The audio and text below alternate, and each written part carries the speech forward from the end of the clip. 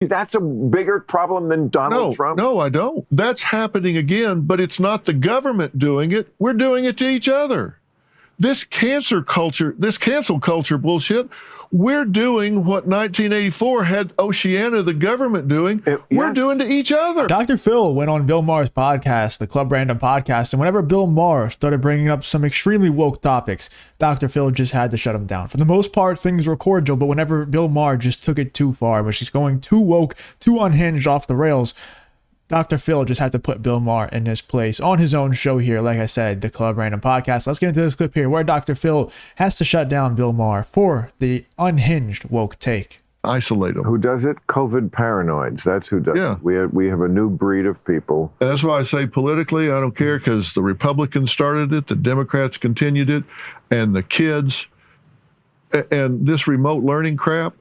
If you look at some of the remote learning, particularly for grades 1st, 2nd, 3rd, they got 0 out of it. They got 0 out of it. That means they're now way behind.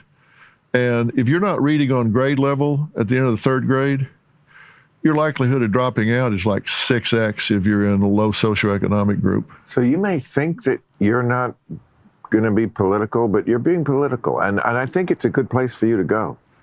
Well, you know, you can't avoid it anymore. You can't avoid it. And I need allies who are like where you and I are with, yes, both sides. Now, again, I come back to Trump. You got to like be on the page that he's worse than Joe Biden and very different than Joe Biden. Come on, Doc. Look, it's not politics that determine the outcome of society. It's culture. I don't care about politics. You go back to the beginning, and Democrat and Republicans have been in control about 50-50. If you enjoy content like this, then make sure to leave a like and subscribe to the channel. It really does help me out a ton. Let's get back to the video. They've had the control of the House and Senate while they were in control of the presidency about 50-50. They've had it not in control 50-50. And look where we are. They both come up about the same place. I don't care about that. I care about our culture. Okay, I'm disappointed that I can't get you to just out and out say that Trump is a completely different animal than the politics on the left and the right that we both agree is very lacking on both sides. It begs the question. He is a completely different element and much more dangerous. I mean, we're talking about some sort of unnatural predator that was introduced into this wild, which was it was a jungle in the first place. But this is a different element. Nobody else has ever tried to not concede an election in this country, try to overturn an election we all, even the people in his own party, understood was lost. That is a Rubicon that we have crossed that makes him completely unique. A unicorn, if a unicorn was a big fat asshole. If I can't have your faith on that, it's very hard for me to understand where you're coming from on any issue. You know, it's so funny because Bill Maher is the one who was yelling at people, who was yelling at Joy Reid and the people over on MSNBC who were telling their viewers to cut off their family members for the holidays and not go to Thanksgiving, not go to Christmas if their family members voted for Donald Trump. Bill Maher is the one that was yelling at them and saying how ridiculous that was. And now he's sitting across from Dr. Phil and he's like, if you can't tell me that Donald Trump is worse than Joe Biden right here, right now, then I am not going to be able to take you seriously. I'm not going to be able to have the rest of this conversation with you. And Dr. Phil is just like, dude, I'm not going to say that. And I think what everybody knows in this situation, and I think Dr. Phil has to know that everybody knows, including Bill Maher, which is why he's forcing Dr. Phil to try and admit this, is because Bill Maher knows that not saying, the reason why Dr. Phil doesn't want to say that Donald Trump is worse than Joe Biden is because he doesn't believe it. But he also doesn't want to say it the other way because Dr. Phil likes to claim that he's not political. And if you start to claim stuff like that, if you start to say Donald Trump is not worse than Joe Biden, then you start to, you know, even though that's not really a political statement, it's kind of just common sense. One of them has extreme onset dementia and the other one is at least a functioning human being. But then they start to say, oh, you are getting political now. You're a right winger. You're alt-righter. Like, It's a lose-lose for Dr. Phil. You can see the death stare he's giving Bill Maher right now. Let's see what his response is. I'm telling you. Doc, you can't do it. No, I'm telling you this. That's a cop-out. What difference does it make? A, he's not in power now. B, he's probably not going to be. And C, it doesn't. Let me ask you this. No, wait a minute. Hang on. You've read 1984 how many times? Once. You have a good memory.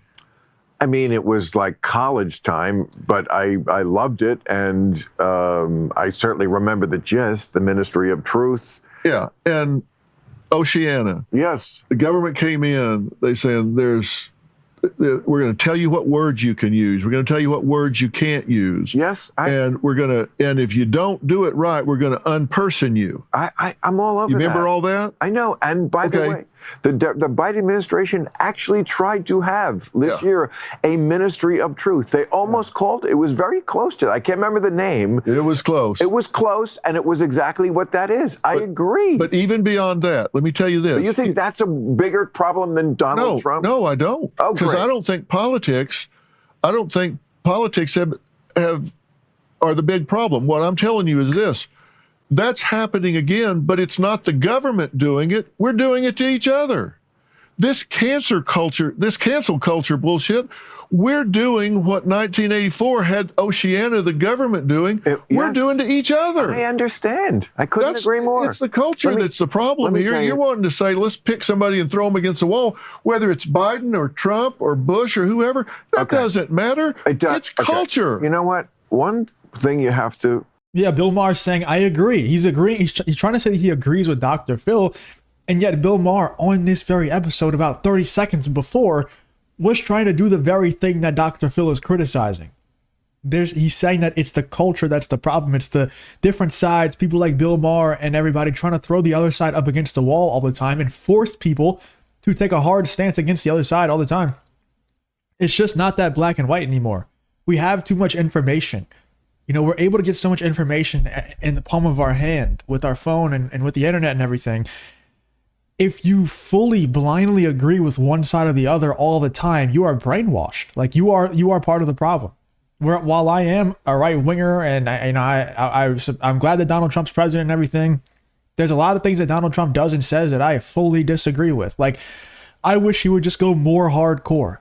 I hate the fact that every time Donald Trump, the abortion topic is brought up, Donald Trump says that he would never sign a national abortion bill. I understand why he says that, because he's trying to appeal to the masses, and obviously it worked out for him. But like me personally, I wish it would be banned. I think abortion is like the worst atrocity that America has ever committed, and yes, that includes slavery. So like I wish that would be banned. And like with the Project 2025 stuff, there's not really that much, like there's not anything crazy in Project 25. There's just not. And every time it's brought up, Donald Trump's like, I have nothing to do with that. I have nothing to do with that. Like, he's so scared to be associated with it. It's like, dude, it's not even that bad. Like, have you seen what's inside? It's nothing crazy. It just has a bit of an ominous name. So they get to use it to their advantage. But like, there's a ton of things that Donald Trump does and says that I fully disagree with. And the problem is, there's a lot of right-wingers out there who don't think that way. They're normally Ben Shapiro viewers and they watch Ben Shapiro and they just eat it up. Like, they just eat up everything he says when he just says like the normie conservative talking points.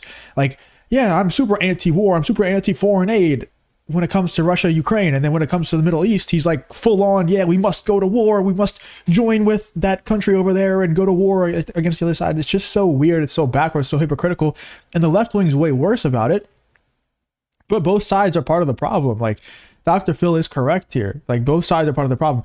The left wing's way worse with it. Whereas, if you are not fully as woke as you can possibly get in any situation, they shun you from the left. They shun you from the woke left.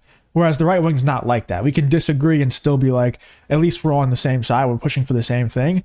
The left wing is like, no, you have to be as ultra woke as you possibly can in every single situation, or else you're canceled. And that's what happened to Joe Rogan. That's what happened to Russell Brand. That's what happened to Anna Kasparian. That's what's happening to so many different people. And that's why they're going to lose, because they're just going to cannibalize themselves.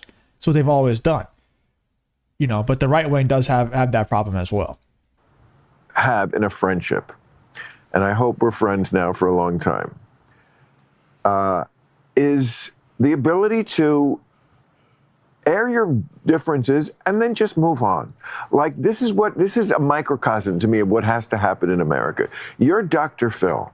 You know, you're legendary for being a guy who like fixes other people's problems, a wise elder, and you are. But I'm just not where you are and never will be on this Trump thing, and you're not where I am, and that's okay. And just like if we were in a marriage, I assume, we now just move on, right? I just know that about you. It doesn't make me dislike you or it come close to hate. No, it just is like, okay, that's where this guy is. There's no universal judge who tells us which one is right, but we go on, we just go forward knowing that we're not quite there on that. Let me tell you something about me.